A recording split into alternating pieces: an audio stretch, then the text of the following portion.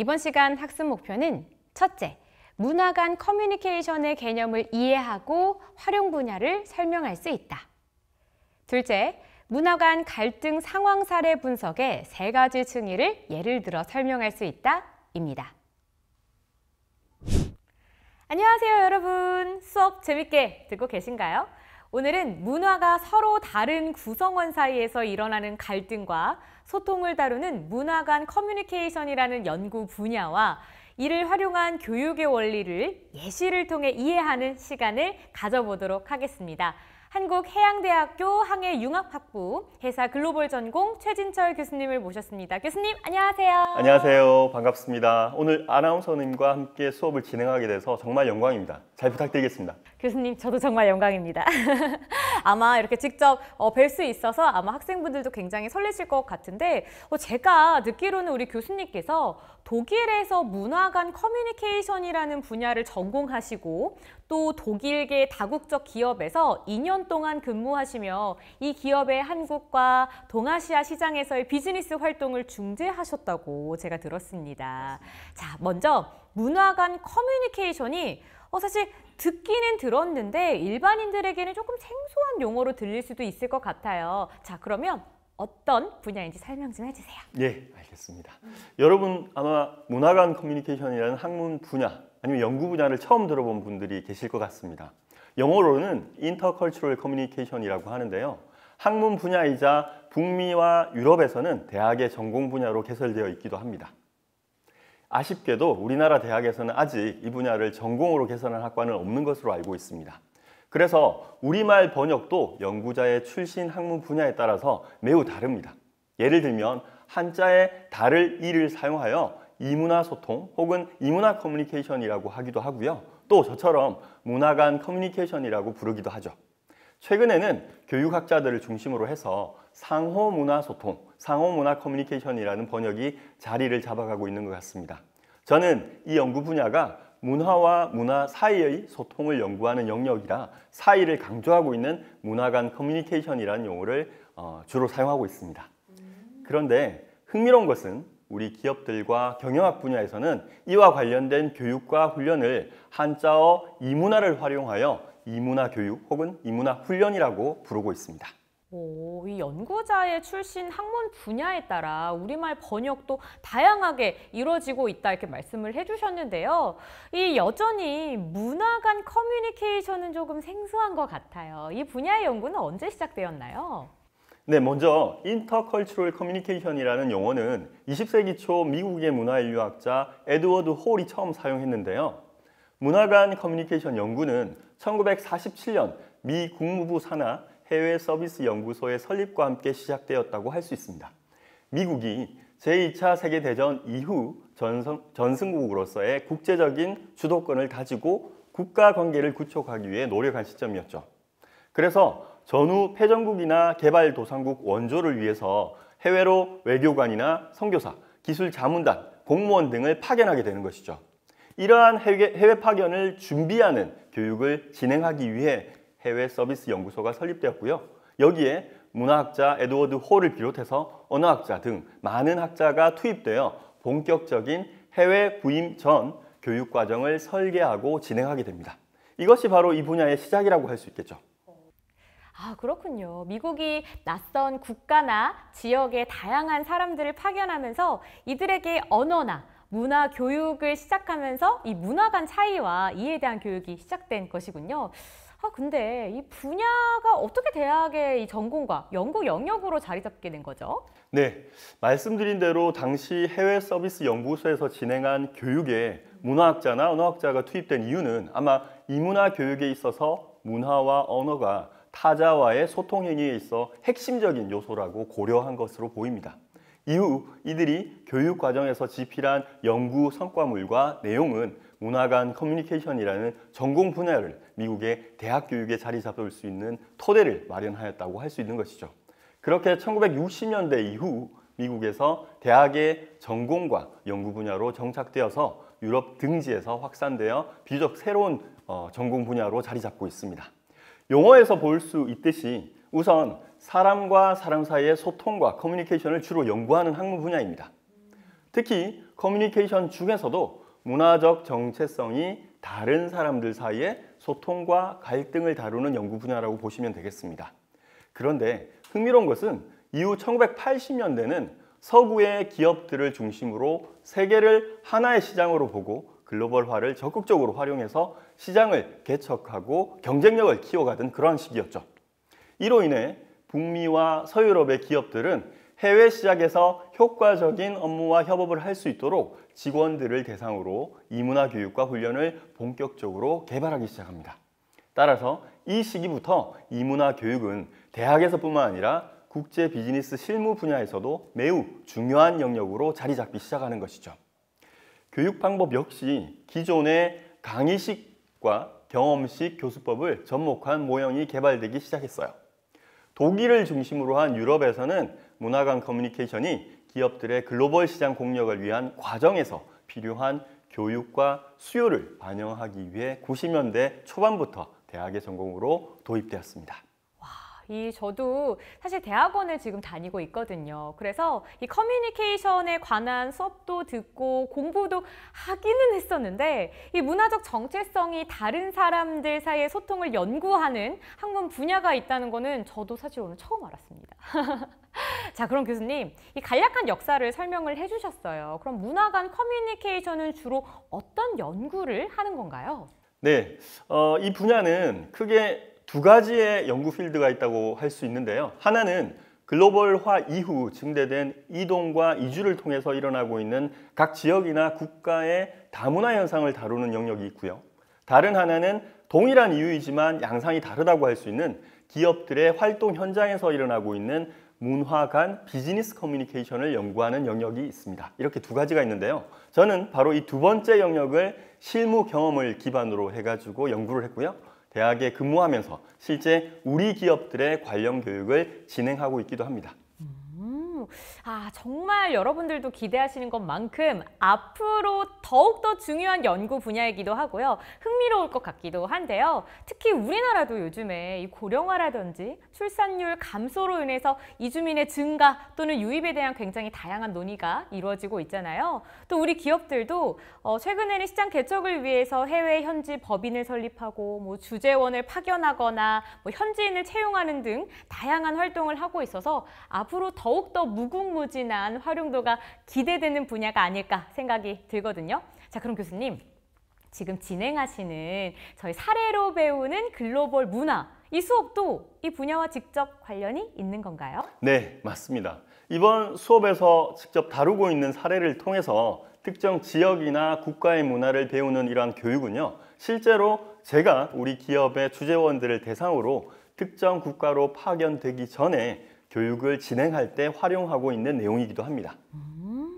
그러면 이 문화 간 커뮤니케이션 연구나 그리고 또 교수님께서 우리 기업인들을 위해서 진행하는 이문화 교육이나 훈련, 이거는 어떤 교육 목적이 있는 건가요?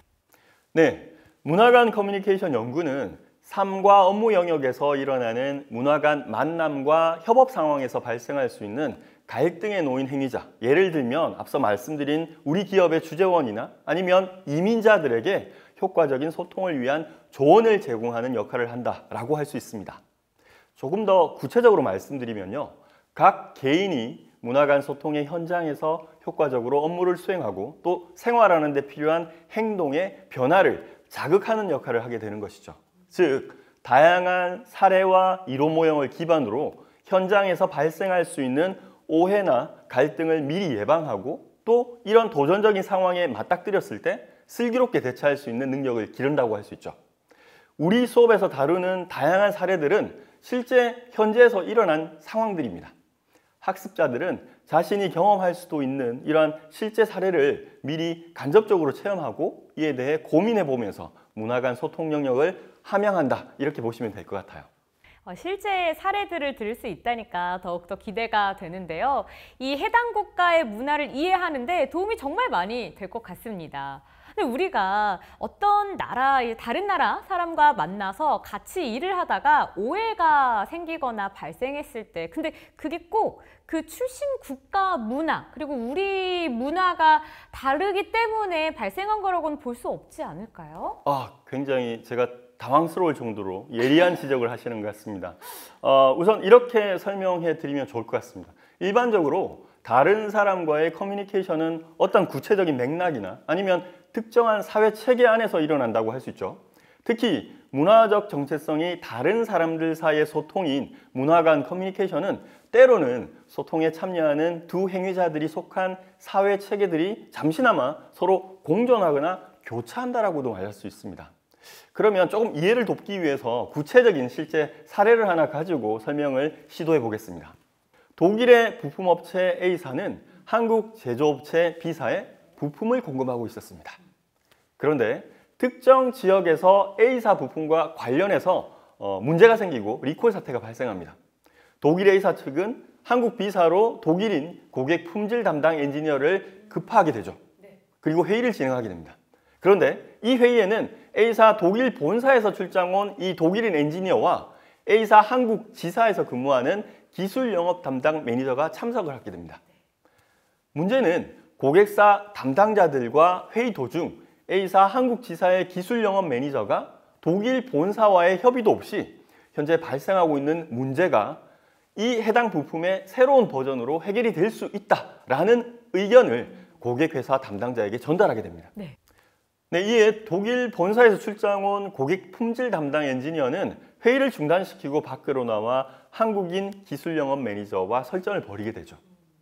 자, 이 예서처럼 함께 풀어가야 할 문제를 해결하는 방안과 그리고 고객 회사들에 대한 대응 방식과 관련해서 두 사람이 서로 이견이 있고 서로 갈등하는 상황이 발생했다고 가정해 보겠습니다. 그럼 이 독일인 엔지니어는 한국 출장 전까지는 주로 자신의 모국인 독일에서 업무를 하고 생활을 해왔기 때문에 한국에서 잠시 출장 와서 한국 고객사 직원과 미팅을 할 때도 어떻게 보면 무의식적으로 자신의 나라인 독일에서 익숙했던 사고나 행동 방식으로 한국인 파트너들과 미팅을 진행한다고 할 수 있겠습니다. 그런데 지금 지적해 주신 대로 한국 지사 영업 담당자가 보기에 이해하기 힘든 이런 독일인 엔지니어의 문제 해결 방식이나 대응 방식이 과연 독일의 문화적인 요소와만 관련이 있다라고 단정 지을 수는 없을 것 같습니다. 왜냐하면 국가사회라는 체계의 내부에는 아시겠지만 수많은 하위 층위들이 존재하기 때문이죠. 그 수많은 하위 층위들을 조금 단순화시켜서 세 가지 정도로 정리를 해보도록 하겠습니다. 첫 번째는 거시적인 층위일 것이고요. 두 번째는 미시적인 층위가 있을 것이고 그리고 그 사이에 중간 층위가 있다고 할 수 있겠습니다. 그래서 질문 주신 대로 문화 간 커뮤니케이션은 단순히 국가 사회적인 층위에서 뿐만 아니라 다양한 관점에서 분석이 진행되어야 하는 것이 맞습니다. 그래서 제가 예리하다고 말씀드린 거고요. 방금 예시로 든 비즈니스 미팅의 상황을 한번 보면요. 거시적인 층위로는 두 사람이 속한 한국과 독일이라는 국가, 사회, 경제의 문화적인 측면이 있을 것이고요. 미시적으로는 당연히 이 각자 개성을 가진 두 개인의 문화적인 층위가 존재합니다. 그리고 그 사이에 중간적인 측면이라고 하면 이 두 사람이 속한 부서, 조직, 예를 들면 본사냐 아니면 현지 법인냐에 따라서 이 층위들이 이들에게 지대한 영향을 미치고 있다. 이렇게 말할 수 있을 것 같습니다.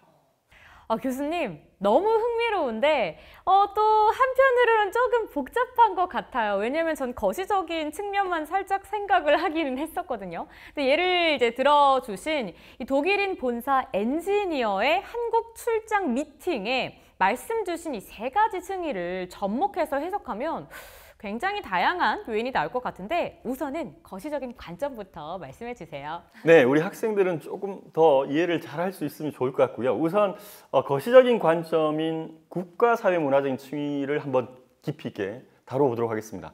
앞서 말씀드린 대로 문화적 정체성이 다른 구성원 사이의 만남과 교류는 어쨌든 특정한 사회 체계 안에서 이루어지고 이 사회 체계는 문화 간 커뮤니케이션 행위 자체에 굉장히 지대한 영향을 주고 있다고 할 수 있습니다. 특히 사회 경제 체계는 특정 문화의 형성과 발달을 위한 역사적 그리고 제도적인 토대를 마련하고 있고요. 이는 특정 국가의 비즈니스 스타일을 만들어낸다고 할 수 있죠. 각 국가 사회는 국가, 기업, 이해관계 집단, 교육제도 등 특수한 사회경제적인 제도를 발전시키고 체계화하며 또 나아가서 해당 국가사회에서 사회화된 기업 조직의 구성원 개인의 가치관과 행동 그리고 사고방식에 영향을 미치고 있다고 할 수 있겠습니다. 이것이 바로 그 나라의 문화체계라는 것이죠.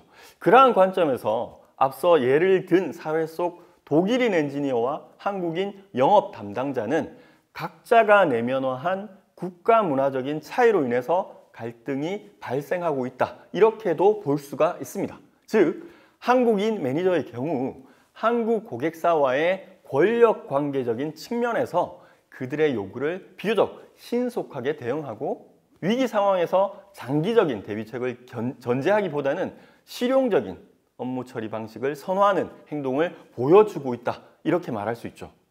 이에 반해 독일인 엔지니어의 경우 단기적인 결과보다는 업무 과정에서의 주도 면밀함과 부서 간 업무와 책임 영역에 대한 명확한 구분을 선호하는 성향을 보이고 있습니다. 듣고 보니 정말 특정 문제에 대해서 이 한국인과 이 독일인의 접근 방식 차이가 이 두 사람을 통해서 정말 명확하게 드러나고 있다고 볼 수 있을 것 같아요. 근데 우리는 보통 손님은 좀 왕이다 해서 가급적 빨리 처리를 좀 해드리려고 하는데 독일 같은 경우는 정해진 규칙 그리고 원칙에 따라서 이제 일을 좀 진행하는 성향이 강해서 서로 그런 부분이 좀 잘 맞지 않았을까라는 생각이 듭니다. 그럼 이 사례를 중간 층위에서 이제 좀 다뤄보자면 어떤 내용이 나올까요? 네, 두 번째 중간 층위는 바로 기업 조직적인 측면이라고 할 수 있습니다. 우리가 글로벌 비즈니스 상황에서 일어나는 문화 간 커뮤니케이션을 일반적으로 특정 부서나 조직 안에서 또는 다양한 조직에 속한 구성원으로 이루어진 팀 안에서 이루어진다라고 말할 수 있습니다. 따라서 행위자 개인이 속한 기업 조직은 각 개인의 가치관과 사고나 행동 방식에 영향을 미치는 것이죠. 이것을 우리는 조직 문화라고 부르기도 합니다. 즉, 특정 조직은 해당 조직 설립자의 철학과 가치관, 그리고 조직이 발전하는 과정에서 확립된 전략적인 가치나 철학이 구성원들에게 공유되고 그리고 전달되어서 해당 조직의 구성원들은 입사와 함께 이를 내면화하는 과정을 거치게 되는 것이죠. 그러한 관점에서 예시와 같은 갈등 분석에 있어 조직 문화 층위에서의 해석 시도 역시 매우 중요한 층위라고 할 수 있는 것이죠. 사례 속 두 인물은 똑같이 독일계 다국적 기업에 속한 인물들입니다. 하지만 이들의 구체적인 소속은 한 사람은 독일 본사가 될 것이고요. 또 다른 한 사람은 한국 현지 법인인 것입니다. 나아가 두 사람의 업무 책임 영역 역시 매우 다릅니다.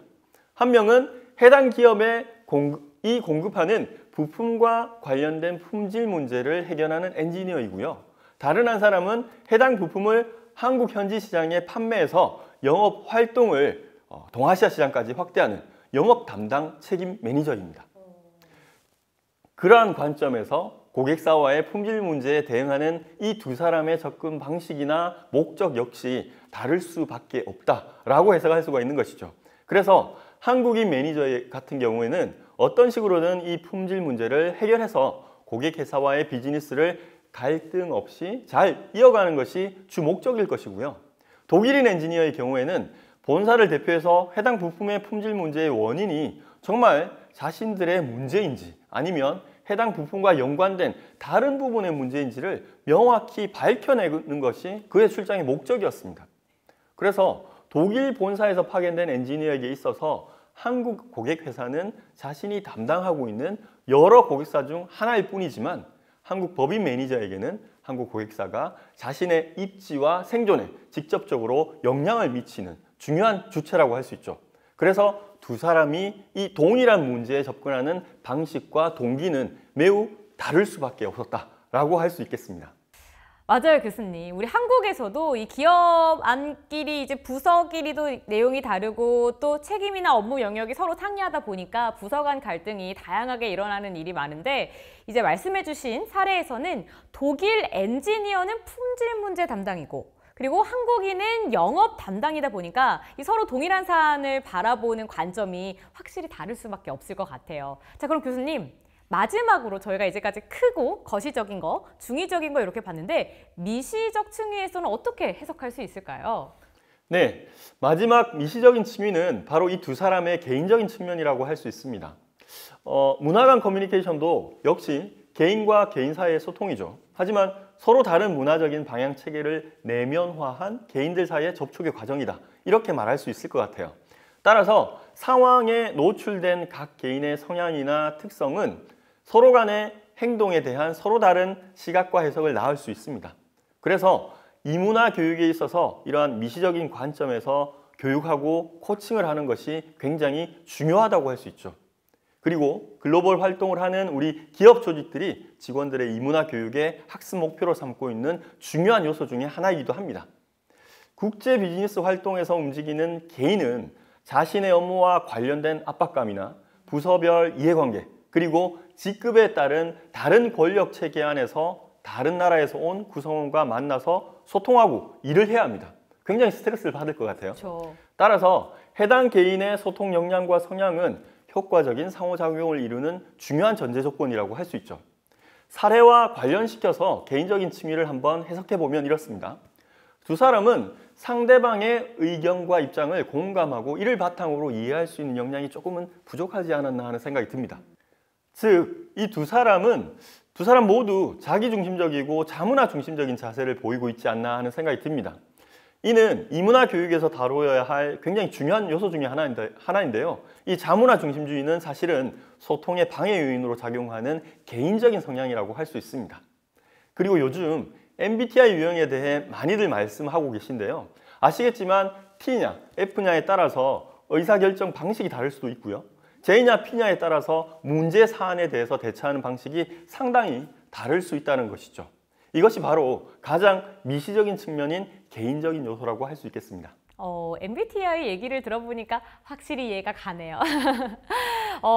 우리 교수님 설명을 들어보니까 생각보다 복잡하면서도 하지만 충분히 공감이 되는 해석입니다. 근데 우리 수업에서는 가장 거시적인 층위인 국가사회, 이 문화적인 관점에서 8개 국가들의 사례를 이야기하면서 각 국가의 문화적 성향인 문화표준을 정리한다고 알고 있는데요.